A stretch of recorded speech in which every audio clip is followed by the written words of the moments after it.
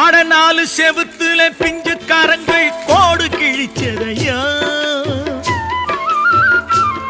ஆட நாலு செவுத்துல பிஞ்சுக்காரங்கள் கோடு கிழிச்சதையா, அந்த கோடு கிழிச்சவன் கூட இருக்கையில் வீடு சிரிச்சதையா, இந்த வீடு சிரிச்சதையா.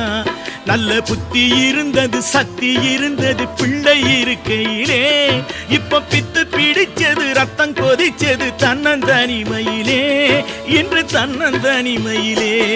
ஒரு காலத்திலே என்னை கட்டி போட ஒரு ராஜ்யம் இருந்தது, அன்று ராஜ்யம் இருந்தது.